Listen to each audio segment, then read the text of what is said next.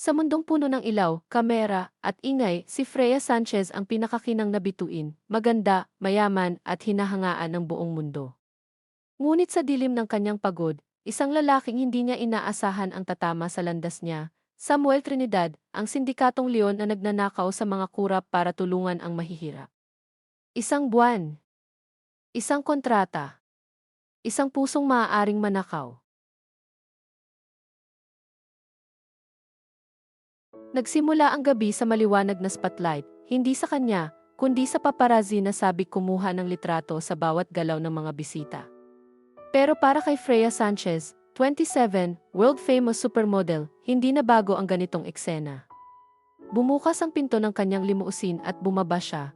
Silver ang gown, minimalist pero elegante, parang kinulayan ng buwan ang tela. Ang buhok niya slick, postura perpekto, bawat galaw parang rehearsed choreography. Para siyang diyosa na ginusto ng buong mundo, bawat inch sa kanya ay larawan ng perpektong modelo. Ngunit sa loob niya, iba ang pakiramdam. Walang thrill. Walang excitement. Wala. Pagod na pagod siya, hindi sa trabaho, kundi sa expectation. Sa mga mata ng mundo, siya ang ideal, maganda, mayaman, influential. Ngunit sa salamin ng kanyang sarili, hindi na niya alam kung sino siya sa likod ng mga larawan. Freya. Smile for Vogue. Sigaw ng paparazzi. Queen. Ang ganda mo tonight. Dito, Freya, one more. Umiti siya ng automatic, ngiti na matagal na niyang pinag-aralan at pinagsanayan mula 18 anyos. Ngunit sa bawat click ng kamera, pakiramdam niya ay unti-unting naubos ang sarili niya. Kasama niya si Lila, ang manager, nakatingin sa kanya ng seryoso. Stay calm, ha? Malaking gabi ito. Donors are watching. Be your usual charming self, paalala ni Lila, halata ang stress sa mukha. Yeah, I know the script, sagot ni Freya, hindi halata ang inis sa loob. Freya. Tense ka, sabi ni Lila, pinipilit basahin ang katawan niya. No, bulong ni Freya. Ayos lang ako.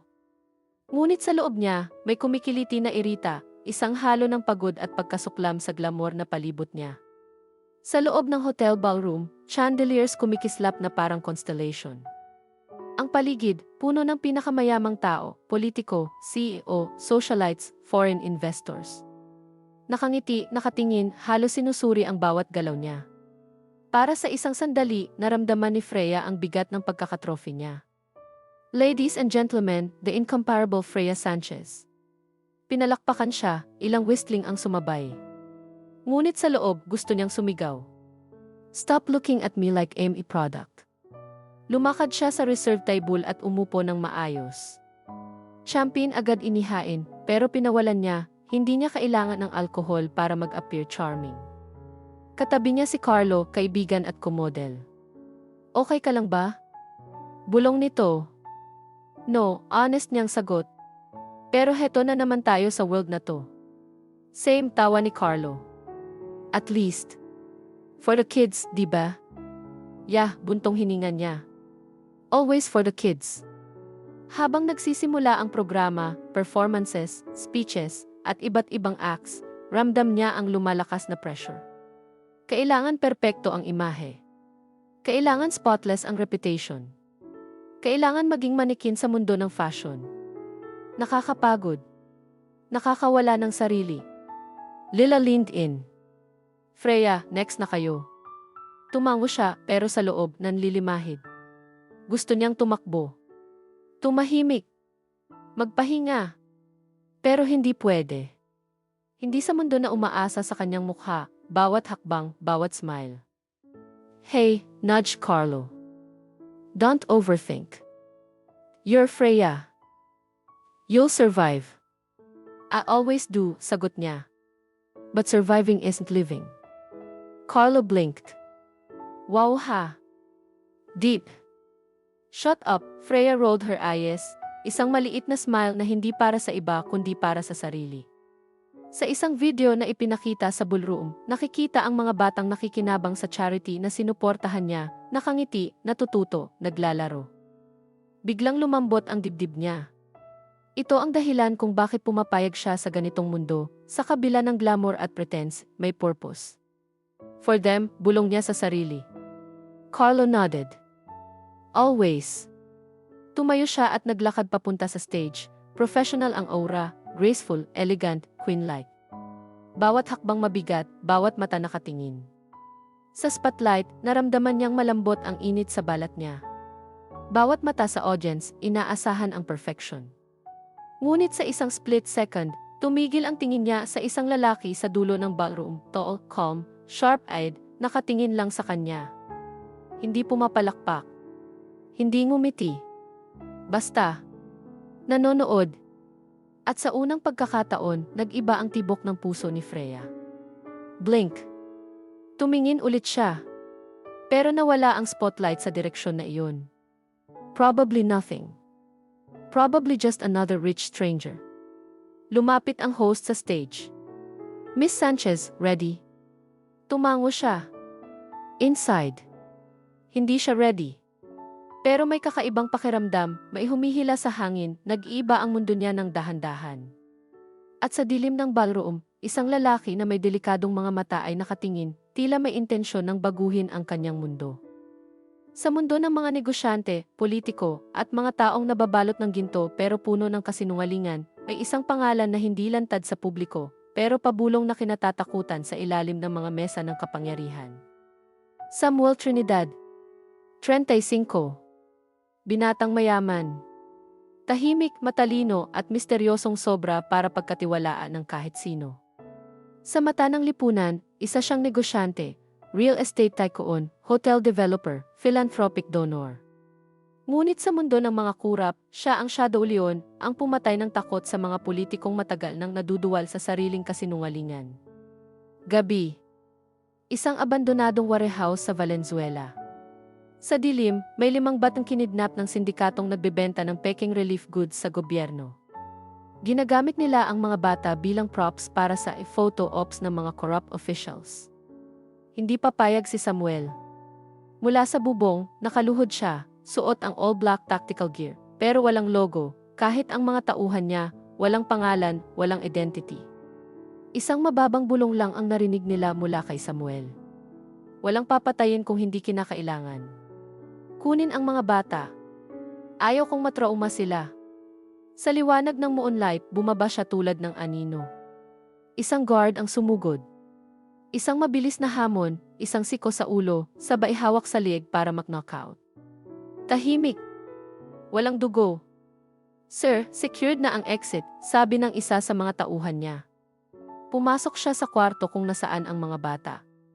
Nang makita siya ng pinakabata, siguro mga 6 na taon lang, napahawak ito sa damit niya. Niluhod ni Samuel ang sarili niya para pantay sila. Takot ka ba? Tumango ang bata. Hinaplos niya ang ulo ng bata, mahinahon, parang ibang tao siya kapag bata ang kaharap. Hindi mo na sila makikita. Promise ko yon. Sa unang beses sa buong gabi, ngumiti siya. Sa susunod na segundo, dumagundong ang pinto sa kabilang kwarto. Dumating ang mga corrupt na pulis na protectors ng sindikato. Nagbago ang mata ni Samuel. Wala nang lambing.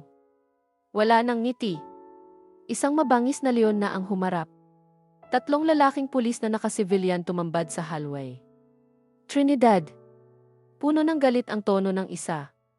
Alam naming ikaw ang kumukuha ng pera namin. Tumingin si Samuel, malamig. Hindi sa inyo ang perang ninanakaw ko. Sa bayan yon.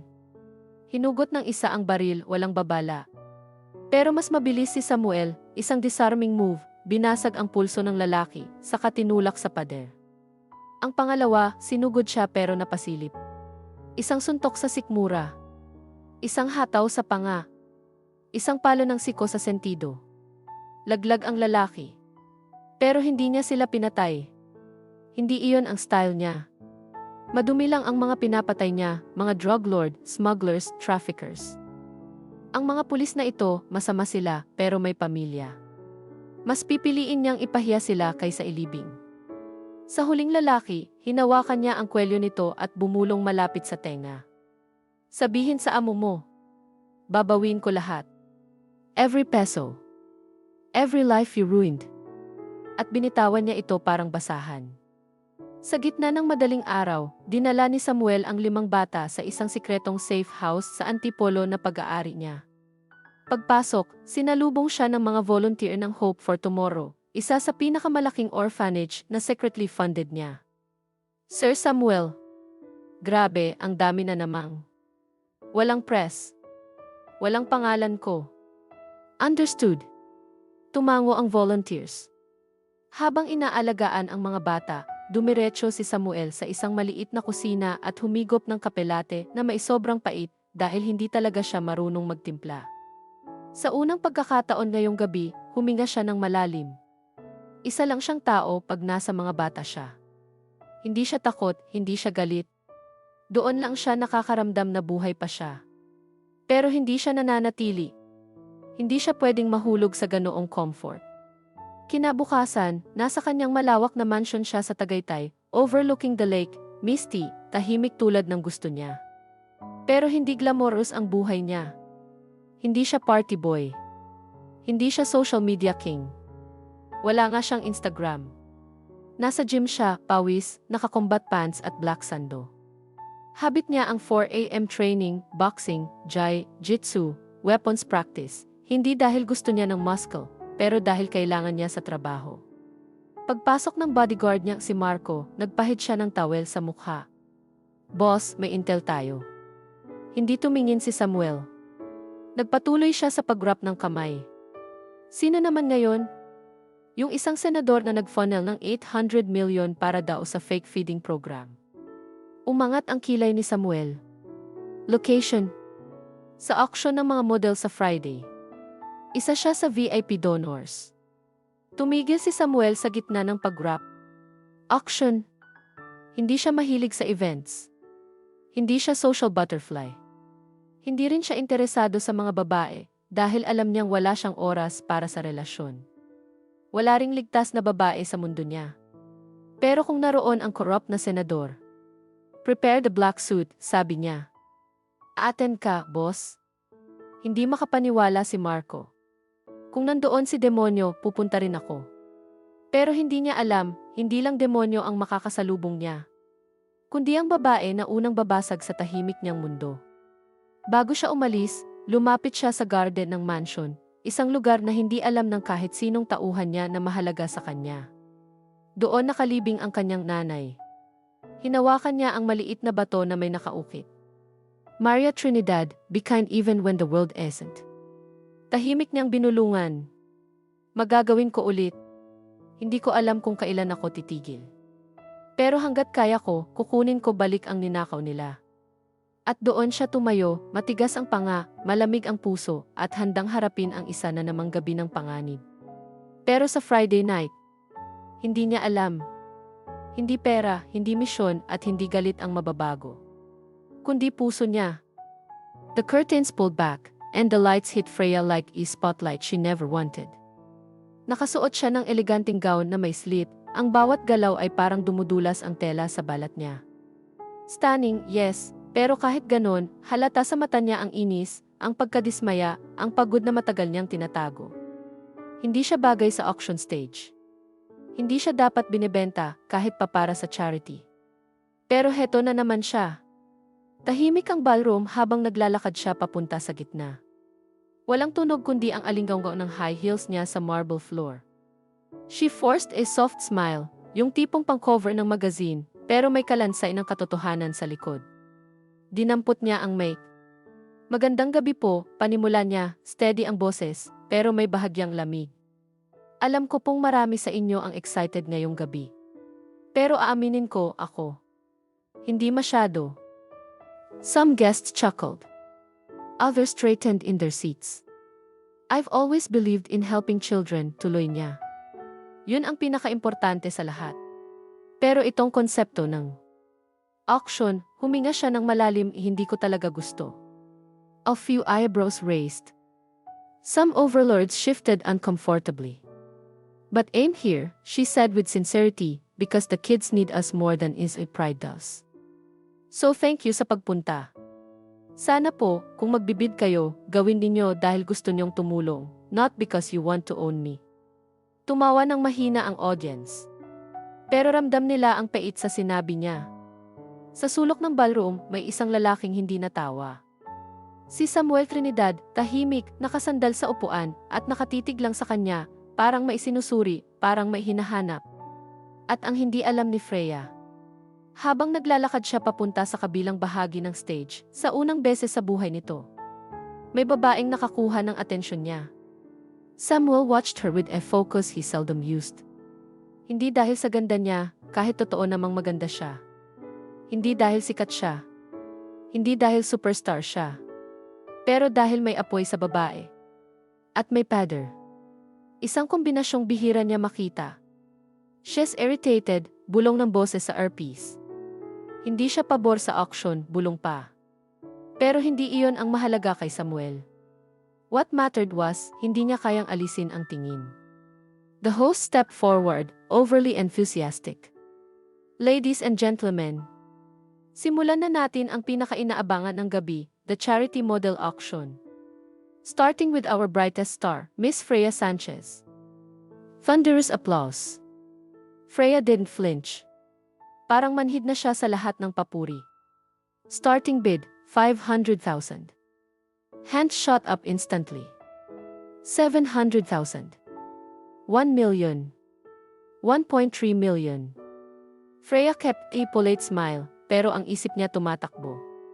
Same faces, same motives. Mga lalaking may yaman, may impluensya, may ego. Hindi naman niya sila kilala. Hindi rin nila kilala kung sino siya behind the glamour. She looked around the room, pero naputol ang paghinga niya nang mapatingin sa pinakadilim na mesa. Doon.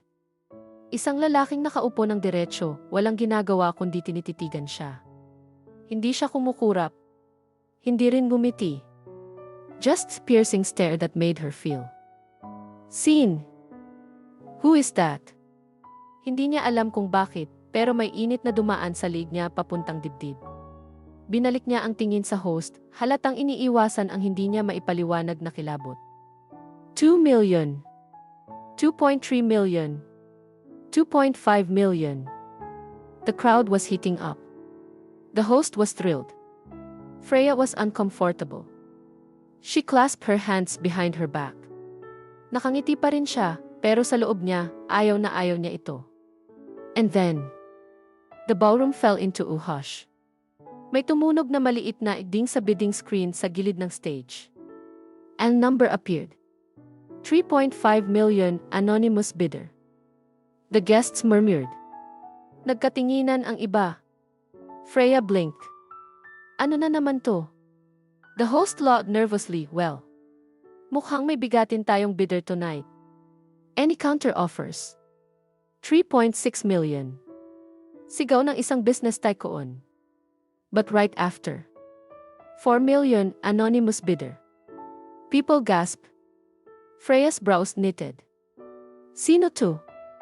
The tycoon gritted his teeth. 4.2 million. But seconds later. 4.8 million, anonymous bidder. Grabe, bulong ng isang socialite. Hindi ko kilala kung sino yan. From the shadows, Samuel lifted a finger. Barely. But enough for his assistant sa likod to press a button on device, placing the exact bid he wanted. Hindi halata. Hindi yabang. Hindi pakitang tao. Walang nakakaalam na siya iyon. Not yet. At kahit kalahating metro ang layo ng spotlight, Freya suddenly felt it, parang may malamig na hangin na humaplos sa batok niya. She looked toward the dark table again. The same man. Still watching her. It hit her. Siya yung nagbibid. Hindi niya alam kung nanlamig ba siya o umiinit ang balat niya. Pero ramdam niyang tumibok ng mas mabilis ang puso niya. And that annoyed her even more. Hindi dapat. Hindi niya kilala. Hindi niya gusto ang concept ng auction. Pero bakit siya biglang naging curious? 5 million pesos. Sigaw ng isang foreign investor. Pero hindi pa man naieko ang bid. 5.5 million pesos cash, anonymous bidder. People gasped louder. The host almost stumbled. And Freya's heart dropped. 5.5. Para saan? Para kanino? Her eyes searched again, pero kahit malabo ang liwanag sa sulok, she saw it clearly this time. The man in the shadow slowly leaning back. Arms crossed. Eyes locked on her. Like he already owned the moment. Like he already decided something. Ladies and gentlemen, the host announced breathlessly, 5.5 million. Going once. Going twice. The ballroom held its breath.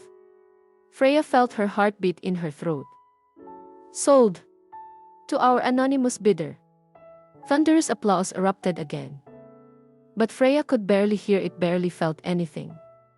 Ang tanging malinaw sa utak niya ay ang lalaking iyon, ang mata niya, at ang kakaibang pakiramdam na parang may humatak sa kanya, papunta sa dilim na kinaroroonan nito. She didn't know his name. Wala siyang ideya kung sino siya. Pero sa sandaling nagtagpo ang tingin nila, Freya felt the shift. Parang may nabuksang pinto. Parang may hangin na hindi niya kayang pigilan. At sa kabilang banda ng ballroom, sa ilalim ng pinakamadilim na ilaw, Samuel Trinidad finally allowed himself a real smile. Isang mabagal, mapanganib at siguradong ngiti. Because he had just bought 1 month of her time. At wala siyang balak umatras. 5.5 million. Highest bid sa kasaysayan ng event si Freya. Sa stage siya ang spotlight, hindi makapaniwala. Hindi siya tuwang-tuwa. Hindi rin siya galit. Halata sa mata niya ang pagkabigla at oo. May bahagyang hiya. Palibhasay na announce ang anonymous bidder sa lahat ng bisita. Ramdam niya ang mga tingin na parang sinusuri ang kanyang ihalaga. 5.5 million pesos. Ulit ng host, sabay tawa ng masyadong excited. Ladies and gentlemen, we have a record-breaking bid for Miss Freya Sanchez. Palakpakan. Sigaw. Mga camera flashes na parang bombardment. Pero sa stage, si Freya, perpekto ang smile, pero ang puso niya tumatalon sa kaba at hindi niya alam kung bakit. Ano na ba to? Bulong niya sa sarili. Sino ang lalaking to? Ang event director, may hawak na tablet, lumapit sa stage. Miss Sanchez, ang inyong bidder ay nagnanais ipakita ang kanyang sarili. Nagpikit sandali si Freya, dahan-dahang huminga at tumingin sa crowd. Sa dulo ng ballroom, isang lalaking nakatayo, tahimik, walang abala, nakasuot ng black suit na parang anino sa liwanag. Si Samuel Trinidad. Walang palabas, walang ngiti, walang halong arrogance. Ngunit may intensity sa kanyang mga mata, mata na nagmamasid, nag-aanalisa, nagbabantay. Si Freya, kahit profesional, bigla lang nahulog sa kakaibang tensyon. Parang may puwersang humila sa kanya, hindi niya maintindihan. Ang mga bisita, excited at curious, nakatingin sa lalaki na kinuha ang record bid ng gabi. Pero Freya, ramdam niya ang ibang enerhiya. Hindi siya ordinaryong bidder, naisip niya. May ibang aura ito. Parang hindi lang basta mayaman. Lumakad si Samuel patungo sa stage, tahimik, steady. Walang pomp, walang drama. Bawat hakbang niya controlled, deliberate, parang bawat galaw ay may dahilan, hindi nakatutok sa show, kundi sa kanya. Si Freya, na natiling nakatayo sa spotlight, hindi makagalaw. Ang mga mata nila nagtagpo, cold, mysterious, pero may kakaibang intensity. Parang biglang napalakas ang tibok ng puso ni Freya. Hindi sa takot. Hindi sa excitement. Kundi sa isang halo ng curiosity at slight unease na hindi niya maintindihan. Si Samuel, sa kabilang banda, hindi rin makaiwas sa dami ng damdamin na unti-unti niyang nadarama. Hindi siya dating interesado sa mga babae sa ganitong world. Pero sa sandaling nakita niya si Freya, may kakaibang focus, hindi kagandahan lang, hindi status. Parang may puso siya na gustong kilalanin. Si Samuel huminto sa harap ni Freya. Tahimik lang ang ballroom sa kanilang paligid, parang naghiwalay ang mundo para sa kanila. Good evening, Miss Sanchez, mahina ngunit malinaw ang boses niya. Samuel Trinidad. Hindi pamilyar sa kanya si Freya. Kaya nakaramdam siya ng kaunting pagkabigla, hindi inaasahan na ang lalaki na kumontro sa 5.5 million pesos ay may mukha at katawan na parang real na tao, hindi estatwa ng mayayaman. Hi! Maiksi niyang sagot, medyo nanginginig ang tono sa undercurrent ng tensyon. Parang may automatic na alert ang katawan niya sa presence nito, excited, caution, all at once. Si Samuel, walang ngiti, ngunit may kakaibang intensity sa mata niya, hindi pang-aakit, hindi mapang-api. Para siyang tinitingnan ni Freya. At nakikita ang lahat ng tinatago niya, ang inis, ang professionalism, at kahit ang pagod na hindi niya ipinapakita sa mundo. Si Freya, pilit kinokontrol ang expression. Anonymous. Bitter. She asked, trying to sound casual. Yes, sagot ni Samuel, simple, walang halong emosyon. Pero ramdam ni Freya ang tension sa pagitan nila. Parang may linyang invisible na nagdurugtong sa kanilang dalawa, isang kakaibang tensyon ng unfamiliar attraction. Bakit ganito ang pakiramdam ko sa kanya? Tanong niya sa sarili. Hindi ko man siya kilala. Pero parang kilala niya ako. Parang alam niya ang lahat ng iniwas ko ipakita sa mundo. Si Samuel, meanwhile, evaluated her silently. Hindi siya type ng lalaki na nagpapakita agad ng interest sa babae. Ngunit sa kanya, si Freya ay iba. Hindi basta modelo na for sale. Hindi basta superstar.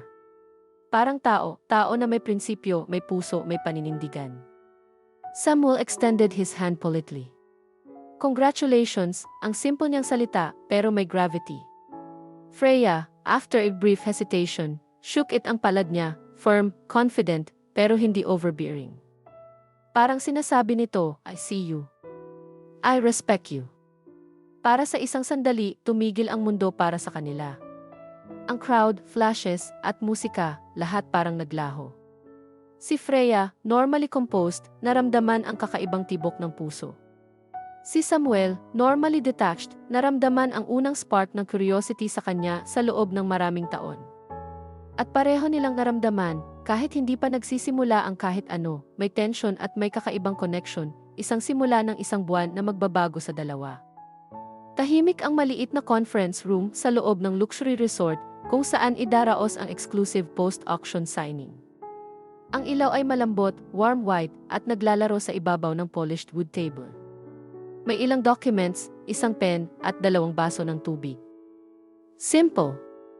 Professional. Pero sa ilalim ng katahimikan, ramdam ang tensyon. Miss Sanchez, mahinang sabi ni Lila ang assistant, calm ang tone.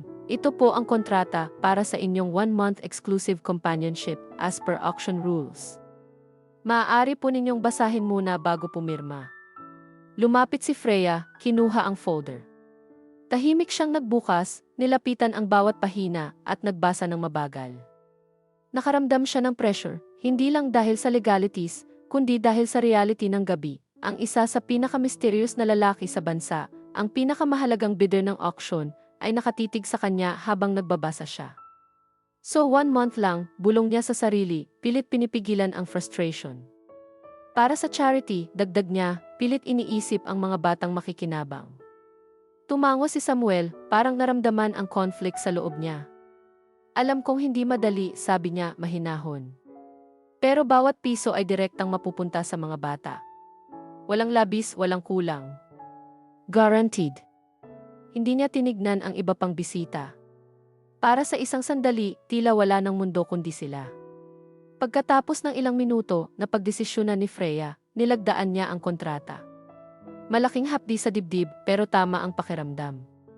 Pagkatapos ng pirma, lumapit si Samuel sa tabi niya, pero hindi parang may karapatan sa kanya, kundi parang may nais lang siyang maintindihan. Miss Sanchez, mahina at mahinahon, kung pwede gusto ko sanang makausap ka ng pribado. Walang press, walang ibang tao. Para lang maintindihan ka bilang tao, hindi bilang auction star. Napatingin si Freya. Hindi siya inaasahan iyon, sa kanyang mundo, halos lahat ng lalaki sa paligid ay may ibang agenda. Pero si Samuel, kakaiba. Calm, deliberate, walang halong arrogance o possessiveness. Tumango siya, dahan-dahan bumangon. Okay. Pero konti lang, ha, sabi niya, half smile, half defensiveness. Naglakad sila papunta sa isang maliit na balcony overlooking the resort's infinity pool. Night lights shimmering sa tubig, gentle breeze, at tahimik na musika mula sa distant lounge. Tahimik sila sa unang sandali. Pareho silang nagkakatinginan, parang sinusuri ang isa't isa. Si Samuel, hindi nakatingin sa kanyang body o face lamang. Tinitingnan niya si Freya na parang sinusuri ang kanyang aura, ang tension, ang exhaustion na dala ng mundo. Alam kong hindi madali para sa'yo, sabi niya, simpleng to the point. Ang ganitong klase ng event masakit minsan. Pilit pinapakita ang ngiti kahit pagod na ang puso. Napatingin si Freya sa kanya, shocked sa insight. Paano mo nalaman? Ngunit hindi niya natapos ang tanong. Si Samuel, tahimik lang pero may intensity sa mata. Hindi ko sinasabi para saktan ka, sagot niya, mild, almost gentle. Para lang malaman niyo may tao sa paligid na naiintindihan ang pinagdadaanan mo. Sa unang pagkakataon sa buong gabi, naramdaman ni Freya ang kakaibang gentleness sa presence niya. Hindi siya ini-intimidate. Hindi siya sinusubukang patunayan ang yaman o lakas niya. Simple. Calm. Respectful. Parang safe, naisip ni Freya. Parang may taong gusto lang makita ang totoong ako. Naglakad sila sa balcony, pinapadaan ang hangin. Samuel asked simple, natural questions. Kamusta ka ngayong gabi? Nakakapagod ba? Si Freya, unti-unti nag-relax. Di inaasahan. Hindi niya karaniwang binubuksan ang sarili niya sa sinuman sa ganitong setting. Pero may kakaibang force sa lalaki, walang pressuring vibes, walang social game. Nakaramdam siya ng spark, subtle ngunit undeniable. Hindi romantic in the usual way. Parang respeto. Parang unang seed ng connection. Si Samuel, meanwhile, watched her reaction silently. Hindi niya inaasahan na magiging interesado siya sa isang modelo. Ngunit si Freya, hindi lang mukha o katawan. May dignity, intelligence, at resilience sa kanya. Parang tao na worth understanding, not owning. Hindi romantic pa ang bagay na iyon. Pero may energy. May spark. Parang hint ng storm na paparating pero gentle sa simula. At sa unang pagkakataon, naramdaman nila pareho, ang isang buwan na kaakibat ng auction ay maaaring maging hindi ordinaryo. Tahimik silang naglakad pabalik sa conference room, magkaibang mundo ngunit nagkakaroon ng unti-unting overlap. Ang Land Cruiser ay dahan-dahang umikot sa isang lumang daan patungo sa bundok. Tahimik ang paligid, maliban sa malamig na simoy ng hangin at ang tunog ng mga dahon na nahahaplos ng hangin. Si Freya, sa loob ng kotse, hindi makaiwas sa pagtango sa paligid. Green forests, sparkling river sa gilid, at ang malayo nilang nakikita, ang isang luxury resort na parang nakatago sa mundo. Inakala niya na makikita niya ang typical billionaire, arrogant, commanding, overconfident. Pero ang sumalubong sa kanya ay hindi ganoon. Si Samuel ay tahimik lang, nakaupo sa passenger side, hawak ang steering wheel nang minsang sumulyap siya sa kanya, mahinahon, walang pretensions. Ang mata niya sharp pero may halong shyness sa kilos. Parang ordinaryong tao na nagtatangkang mag-adjust sa sitwasyon, hindi powerhouse na tinakot niya sa imagination niya. Welcome, mahinahon, low tune, ngunit malinaw. Freya blinked. Hindi niya alam kung bakit, pero may kaunting init sa dibdib niya, hindi inaasahan. Thanks, sagot niya, medyo reserved, nakapikit sa scenery. Tahimik ang biyahe. Parehong nagmamasid sa paligid. Si Samuel sinubukang simulan ang small talk. So you like nature? Freya turned her head, humarap sa kanya. Yes. Mas gusto ko kaysa sa city. Mas? Totoo, sagot niya, simple pero may tonong honesty. Samuel nodded, seemingly pleased with the answer. Tahimik ulit.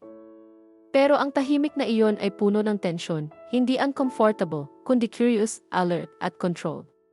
Lumiko ang sasakyan sa isang private driveway, napapalibutan ng mataas na pader at dense foliage.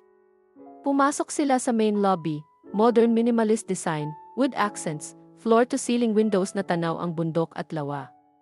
Tahimik, malinis, elegant, at walang ibang tao. Si Freya huminga ng malalim. Wow, bulong niya sa sarili. Hindi siya inaasahan na magiging ganito. Peaceful. Safe. Hindi extravagant sa flashy way. Elegant, yes. Pero relaxing, approachable. Samuel guided her to her suite. Ang silid, spacious, warm lighting, king-size bed, private balcony overlooking the lake. Simple pero elegant. Walang sobra, walang ostentatious display ng yaman. Yes, it's beautiful, bulong ni Freya. Samuel shrugged. I like it simple. Peaceful. Secure. Tahimik siyang nanood kay Samuel. Kakaiba siya para sa isang mayaman na nakasanayan niyang makita sa magazines. Hindi demanding, hindi commanding, hindi intimidating. Pagkatapos ng dinner na inihanda ng private chef, umupo sila sa balcony chairs, malayo sa bawat isa, tahimik, ang tanging tunog ay ang malamig na simoy ng hangin at tubig sa lawa. So rules, biglang sabi ni Samuel, breaking the silence. Freya looked at him, raising an eyebrow. Yes? No touching without consent. No forced intimacy. Respect each other. Simple as that. Freya blinked, then nodded. Yes. Agreed. Tahimik ulit. Pareho silang nagkakatinginan, parang sinusukat ang isa't isa. Freya noted sa sarili niya, he's serious. And respectful. Samuel noticed her observation. Just so we're clear, he added, soft, almost shy. This month, I want it to be comfortable for both of us. No surprises. Freya smirked slightly. Comfortable. That's subjective, pero okay. Lumipas ang oras. Freya stared at the lake, ang reflection ng moonlight sa water shimmering. Samuel sat quietly, occasionally stealing glances at her, curious, respectful, not pushing. I didn't expect this, bulong niya sa ilalim ng boses. Expect what? This? You. The calm. The human side. Samuel looked at her, expression neutral pero sa mata niya, may tinatyagang curiosity. Most people, they don't see this side. I prefer it that way. Freya laughed softly, surprising herself. I guess I don't either. Everyone sees Freya Sanchez, the star, the model, the product. But not me. Samuel nodded, listening. I noticed. Even tonight. There's more behind your eyes than they'll ever see. Freya paused. For the first time in a long time, may lumabas na vulnerability sa kanya, hindi siya nagpapakita ng kahinaan. Pero nagkaroon ng small connection sa isang stranger. They sat in silence, not awkward, but full of tension, unspoken questions, subtle attraction na hindi pa alam kung ano. Freya felt weird calmness, despite being in the presence of someone powerful enough to manipulate almost anything in the world. Ang katahimikan nila ay may gravity. Hindi boring, hindi forced. I think, bulong niya, this could be tolerable. Samuel raised an eyebrow. Tolerable? Yeah. You're not what I expected. I get that a lot, sagot niya, half smile, eyes sharp. Parang simpleng pangungusap pero may energy na gumalaw sa pagitan nila, unang spark ng curiosity, unang hint ng tension na hindi niya inaasahan. Matapos ang ilang minuto ng tahimik na pagtingin sa lawa, parehong bumalik sa loob. Tahimik silang pumasok, pinapaliwanag ang bawat isa ng rules, boundaries at respect. Bago matulog, nakatingin si Freya sa bintana, malayo ang ilaw ng city, tahimik ang bundok. Ang isa niyang buwan na kasama si Samuel ay magsisimula bukas. At sa kabilang silid, Samuel also looked out at the lake. Hindi siya karaniwang interesado sa ibang tao. Ngunit kay Freya, may kakaibang force. Something that made him wonder. Something that made him curious. Tahimik ang resort. Peaceful. Safe. Ngunit sa loob ng katahimikan, isang maliit na spark ang nagsimulang magsindi sa pagitan nila. Lumipas ang ilang araw sa kanilang secluded retreat. Tahimik ang isla, malinis ang hangin at malayo sa ingay ng lungsod. Si Freya Sanchez, ang supermodel na sanay sa flashing cameras at spotlight, natututo ulit kung ano ang simpleng buhay, kung ano ang pakiramdam ng normal. Sa unang umaga, siya mismo ang nagluto ng breakfast, isang simpleng omelette at toasted bread. Wow! "This smells amazing," sabi ni Samuel, nakatayo sa kitchen doorway, tahimik na pinagmamasdan siya. Freya rolled her eyes. "Simple lang. Pero hindi ko na matandaan kung kailan ako huling nagluto." Samuel chuckled. "Mas maganda kung ikaw lang ang gumawa." Freya paused, napansin ang sincerity sa tone niya. Hindi parang sarcastic, hindi parang manipulative, tunay, natural. Pagkatapos ng breakfast, naglakad sila sa maliit na baybayin ng resort.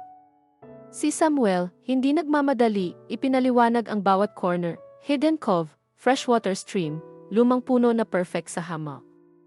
Isla lang ito. Peaceful.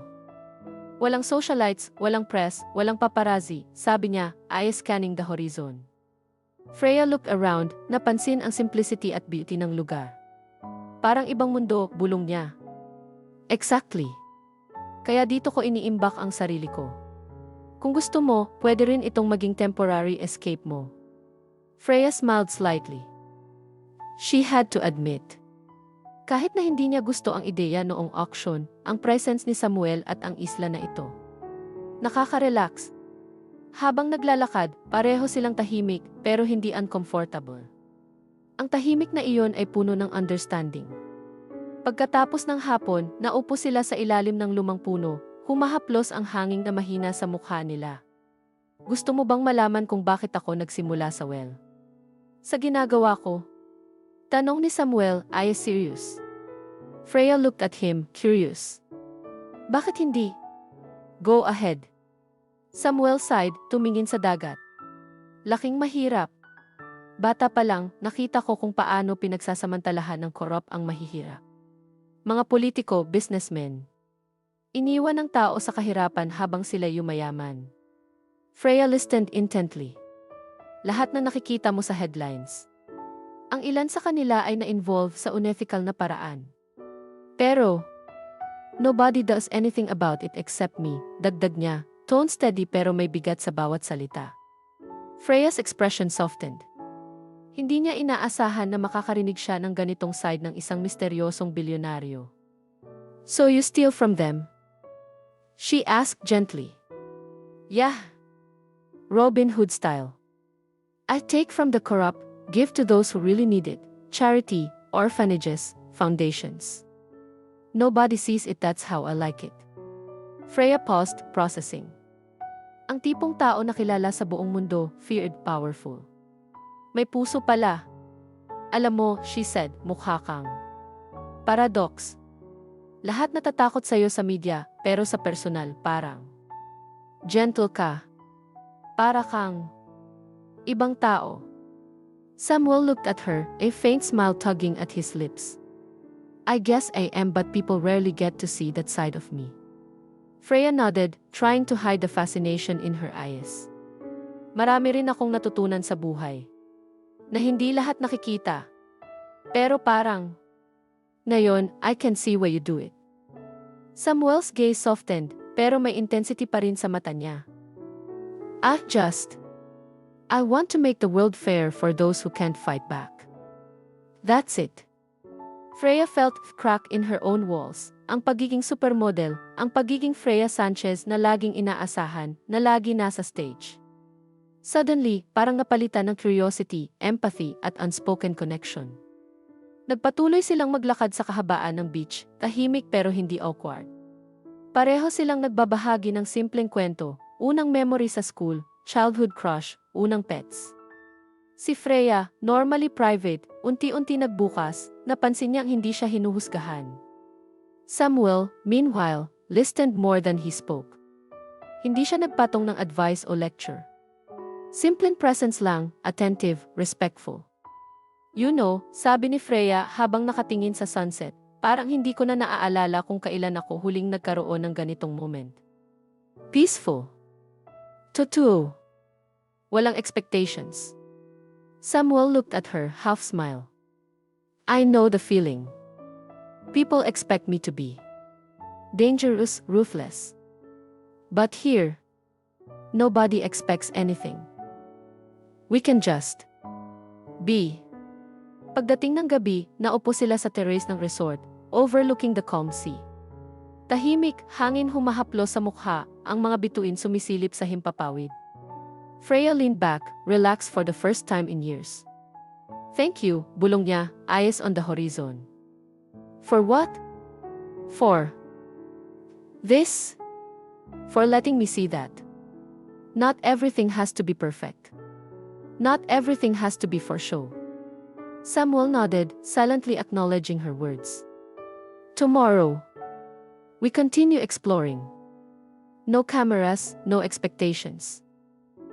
Just us. Freya smiled softly. She felt safe, curious, intrigued. Sa ilang araw lang, si Samuel, misteryoso, feared, pero may puso, unti-unti ay nagiging isang tao na kaya niyang makita, intindihin at siguro, pagkatiwalaan. Tahimik ang gabi sa isla. Mahangin, malamig at ang dagat ay parang humihinga ng dahan-dahan. Para kay Freya, ito ang pinaka-relax niyang gabing naranasan sa loob ng maraming taon. Nasa terrace siya, nakaupo sa hammock na ginawa ni Samuel. Tahimik siyang nagbabasa, habang ang ilaw ng maliit na lantern sa tabi niya ay lumalambot. Everything felt safe. Too safe. Parang kalmado bago ang bagyo. Samuel was a few meters away, naka-phone call, his tone unusually firm. Hindi niya naririnig ang mga salita, pero kita niya ang tension sa balikat nito. Is everything okay? Tanong ni Freya nang lumapit ito. Samuel nodded lightly, pero may something sa mata niya. Ako bahala. Just stay near the villa tonight. Hindi na siya nagtanong pa. But a strange heaviness settled over the air. Mga bandang hating gabi, habang natutulog si Freya, bigla siyang nagising, hindi sa ingay, kundi sa instinct. May kakaiba. Pagbukas niya ng mata, napansin niya ang faint red light sa hallway, security alert. She immediately sat up. What? Before panic could rise, biglang bumukas ang pinto at pumasok si Samuel, naka-black tactical shirt, may hawak na maliit na pistol. Freya, bulong niya, calm pero intense, kailangan nating umalis. Now. Why? What's happening? Someone found the island. Her heart raced. A cold wave, sharp and electric, ran through her spine. He grabbed her by the wrist, firm pero hindi masakit. Trust me. Hindi siya umangal. For the first time, she saw a Samuel that the world whispered about. Focused, calculating, lethal. Sa labas ng villa, malamig ang hangin. Tahimik ang lahat. Pero sa dilim sa may puno, may sunod-sunod na kumikislap na red lasers. Are those hitmen? Sagot ni Samuel. And not amateurs. Freya's breath hitched. Hindi na siya nakakagalaw. Samuel cupped her cheek, gently but urgently. Look at me. Hindi kita pababayaan, okay? She nodded shakily. Hawak niya siya sa baywang habang tumatakbo sila papunta sa side exit, gamit ang mga path na hindi alam ng outsiders. Pero bago sila makarating, may dalawang lalaking lumabas mula sa gilid ng jungle, fully armed. Get down! Sigaw ni Samuel. He pushed Freya behind him, sabay dalawang rapid shots, clean, precise, walang pag-aalinlangan. Dalawang katawan ang bumagsak, hindi man lang nakaporma. Freya covered her mouth, eyes wide. This was the side of Samuel the world feared. And she was seeing it inches away. Hinila siya ni Samuel papunta sa emergency bunker, isang maliit na steel door disguised sa likod ng rock formation. Pero bago sila makarating, biglang bumulusok mula sa taas ang isang hitman. Samuel! She screamed. Agad itong nakipag-engage. Alalion ang galaw niya, fast, brutal, pero calculated. Isang suntok, precision. Isang elbow strike, devastating. Isang disarming move, flawless. Parang trained soldier. Parang predator. Parang hindi ordinaryong tao. Nakahawak si Freya sa nearest wall, nanginginig. Pagkatapos ng ilang segundo, bumagsak ang lalaki sa lupa, unconscious. Samuel was breathing hard, may dugo sa braso, pero matatag ang kamay. Are you hurt? Tanong niya, Hinawakan ang pisngi niya gamit ang kamay na nanginginig ng kaunti. Freya shook her head, pero tears were forming. You killed them. His jaw clenched. I protected you. Sa loob ng bunker, malamig, makitid, pero ligtas, agad na isinara ni Samuel ang mabigat na bakal na pinto. Saka pa lang siya huminga ng malalim, para bang inilalabas ang ilang buwang tensyon na kinimkim niya. Umupo si Freya sa bakal na upuan, yakap ang sarili. Mabilis ang tibok ng puso niya, hindi dahil sa pagtakbo, kundi dahil sa takot. Takot sa karahasang nasaksihan niya. Takot sa katotohanan. Takot sa ideyang ang lalaking nagligtas sa kanya ay maaaring siya ring lalaking pinag-iingatan ng lahat. Lumuhod si Samuel sa harap niya. Freya, tingnan mo ako. Dahan-dahan niyang iniangat ang mga mata, nanginginig pa. Ayokong makita mo yung ganong side ko, sabi niya, paos ang boses. Pero ngayong gabi, wala akong ibang choice. Sinong mga yun? Mahinang tanong ni Freya. Isa sa mga lalaking ninakawan ko. Corrupt. Mapanganib. Nasundan niya yung isa kong lumang ruta. Bumaba ang timbre ng boses ni Samuel, punang guilt. Hindi ko akalaing mahahanap nila ang island na to, hindi ko akalaing dadating sila. Para sa'yo. Kaya. Dahil sa'kin, inatake ka nila? Hindi. Mabilis pero malumanay ang tono niya, mariin ang tingin. Talagang atake sila. Nandito ka lang kaya mas mabilis akong kumilos. Napalunok si Freya. Takot pa rin.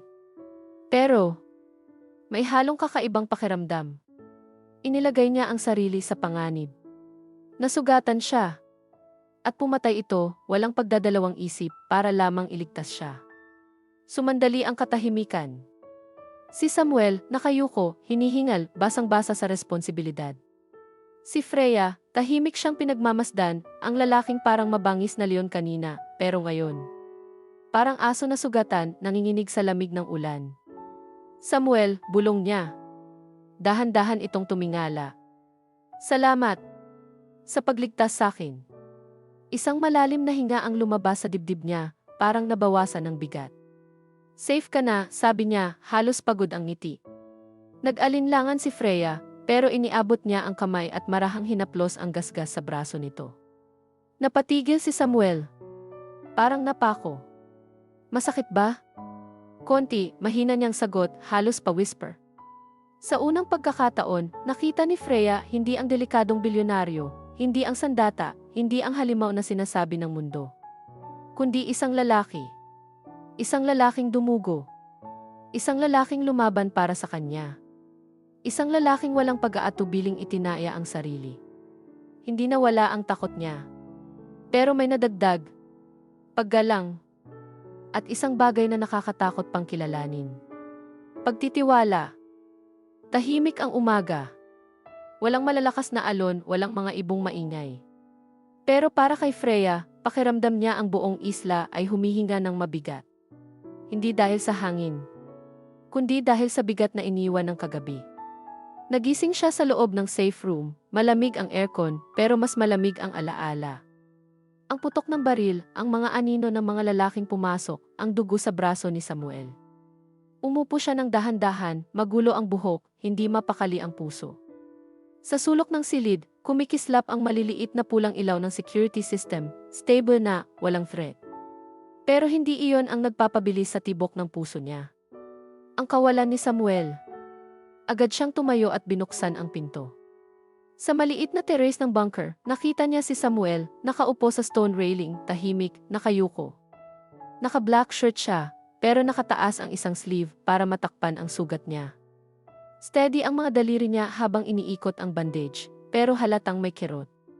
Hindi lang sa katawan. Mas malalim. Mas mabigat. Samuel. Mahinang tawag ni Freya. Hindi siya agad lumingon. Pero nang harapin niya si Freya, nag-iba ang aura niya, mas tahimik, mas madilim, mas malungkot. You're awake, mahina niyang sabi. Yes, sagot ni Freya. And you're hurt. It's nothing. No, it's not nothing. Lumapit siya, ramdam ang panginginig ng dibdib niya. Samuel, muntik ka nang mamatay. Dahil sa akin. Umiling si Samuel. Hindi ikaw ang target. Ako. Pero ako ang kasama mo. Kung hindi ako nandito. Kung hindi ka nandito, putol niya, mas magiging careless ako. Mas delikado. Napahinto si Freya. Ito na iyon. Ang bagay na ilang araw na niyang nararamdaman pero hindi inaamin. Hindi lang siya pinoprotektahan ni Samuel. Nagbabago si Samuel. Dahil sa kanya. Pero hindi pa tapos ang tensyon. Nag-cross ng arms si Freya, pilit pinipigilan ang pagginig. Samuel.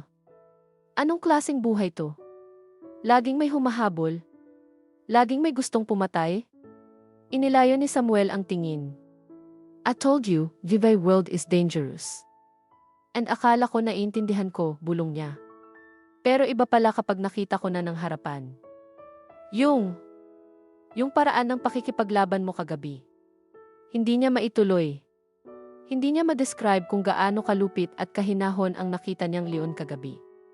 Sumandal si Samuel, elbow sa tuhod. Mababa ang boses. Ayokong makita mo yung side na yon. Pero nakita ko, sagot ni Freya, nanginginig ang hininga. At natakot ako. Napatingin si Samuel. Kumunot ang noo. Hindi dahil sa galit. Dahil sa sakit. Ang takot ni Freya, mas malakas pa sa bala. Sandaling katahimikan. Hangin lang at magkasabay nilang paghinga. Pumutol si Freya, boses punit. But what scared me more was the fact na hindi mo iniwasan yung bala. Para bang okay lang natamaan ka? Para bang ayos lang mamatay ka? Hindi niya iyon itinanggi. Napatingin siya sa lupa, jaw tight. Ganon talaga. My life doesn't matter as long as the mission continues. Then why did you protect me like that? Saka siya tumingin kay Freya, diretso, walang takip, walang pader. Because you matter, sabi niya. More than planned. More than should let myself feel. Napatigil si Freya. Parang huminto ang mundo. Huminga ng malalim si Samuel, bahagyang nanginginig ang boses. Freya. Matagal ko nang nilalabanan to, sinabi ko sa sarili ko na hindi kita dapat lapitan. Hindi dapat nagkaroon ng interest. Kasi the moment feels something. Nagiging mahina ako. At ang kahinaan. Nakakapatay. Lumiit ang boses ni Freya. Pero nararamdaman mo pa rin? Yes. Walang pag-aalinlangan. Yes, Freya. And it terrifies me.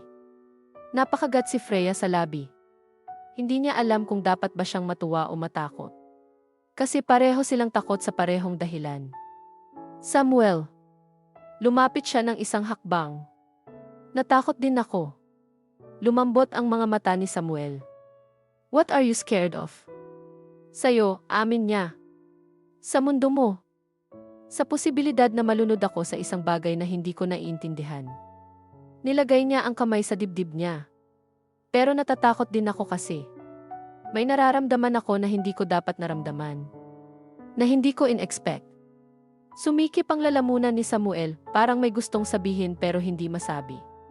Lumapit pa si Freya, halos ilang pulgada na lang ang pagitan nila.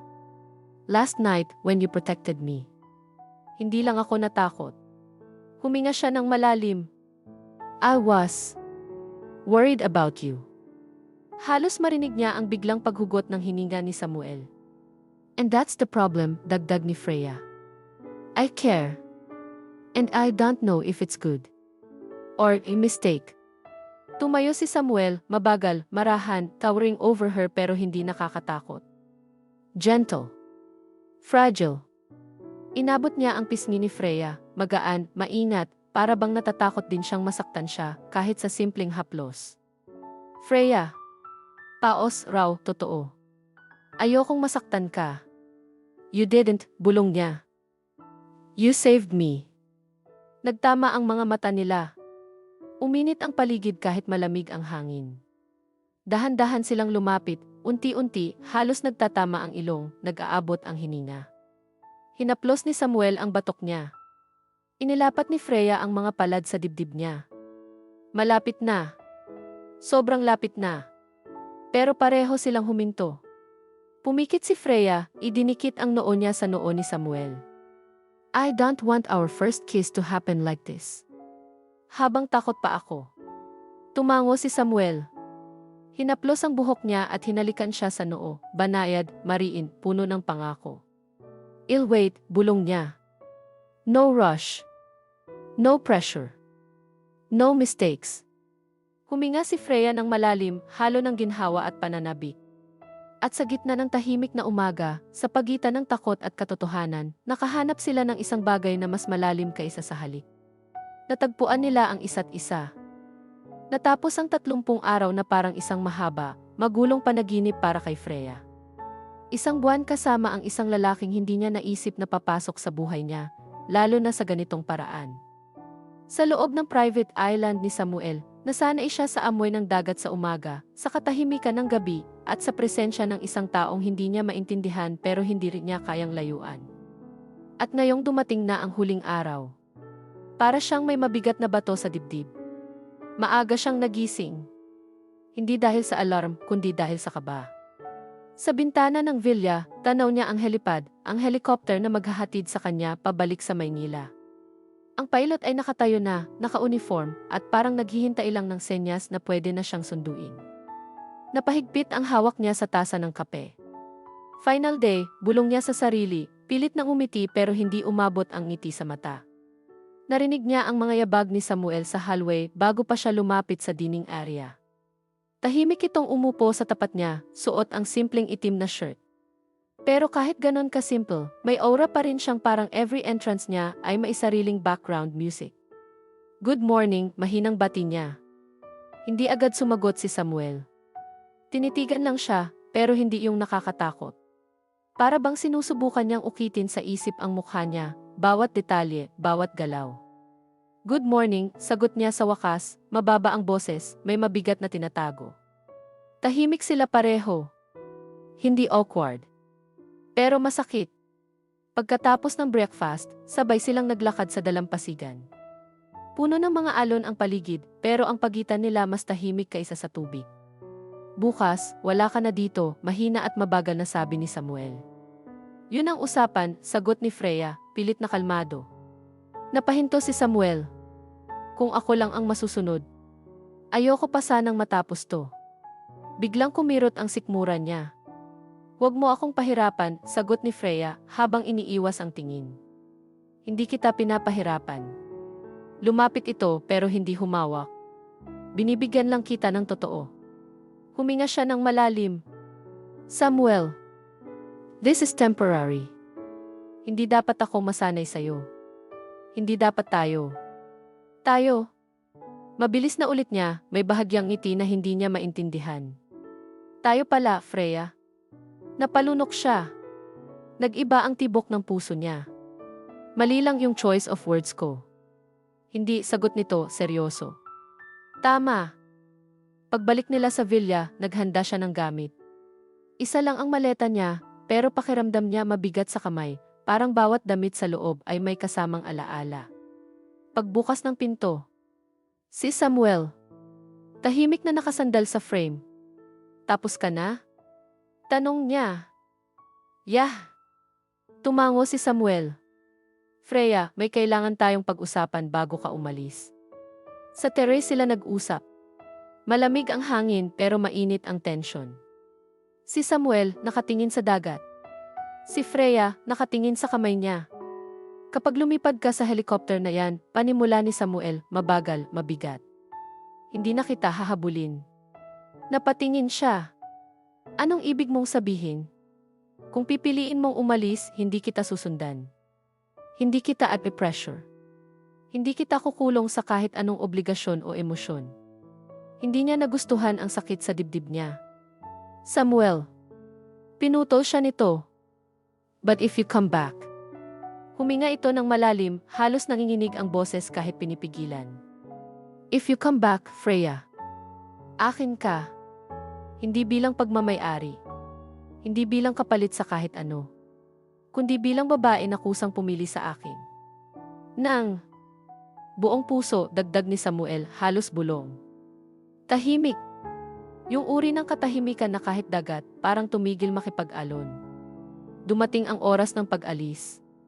Si Freya, nakatayo sa tapat ng helicopter. Ang hangin mula sa blade ay nagpaikot sa buhok niya. Si Samuel ay ilang metro lang ang layo, naka-cross arms, pero halatang nagpipigil. Goodbye, mahina niyang sabi. Hindi gumalaw si Samuel. Hindi lumapit, hindi naghabol. Be safe, tanging sagot nito. Sumakay siya sa helicopter. Pumikit. Ma'am Freya. Final boarding, sabi ng pilot. Hindi alam ang gagawin. Kaya niya bang iwan ito? Kaya ba niyang bumalik sa dati? Sa buhay na maingay pero walang kulay? Kaya ba niyang talikuran ang lalaking hindi niya dapat minahal pero naging imposibleng iwasan? Bumitaw ang helicopter mula sa lupa, unti-unting umaangat. Pero hindi pa man sila tumataas ng 5 metro, bigla siyang nagsalita. Stop! Nilingon siya ng pilot. Ma'am! Stop! Mas malakas. Bumaba ulit ang helicopter. Tumigil ang blade. Bumukas ang pinto. Tumalon si Freya pababa, halos nanginginig ang tuhod. Si Samuel, nanigas, naguguluhan, parang hindi makagalaw. Naglakad siya papunta rito. Mabagal. Mabigat. Pero sigurado. Hanggang sa nasa harap na niya ang lalaki. Tinitigan niya ito, walang takot, walang takip, walang dahilan para paikutin. Ayokong umalis, bulong niya. Nagyakapan sila. Para bang natanggal ang lahat ng pag-aalala sa mata ni Samuel. Parang huminga ulit ang mundo sa paligid nila. At sa unang pagkakataon, ngumiti siya dahil sa sobrang saya. Lumapit. At sa unang pagkakataon naglapat ang kanilang mga labi. At doon nagsimula ang totoong problema at totoong pag-ibig.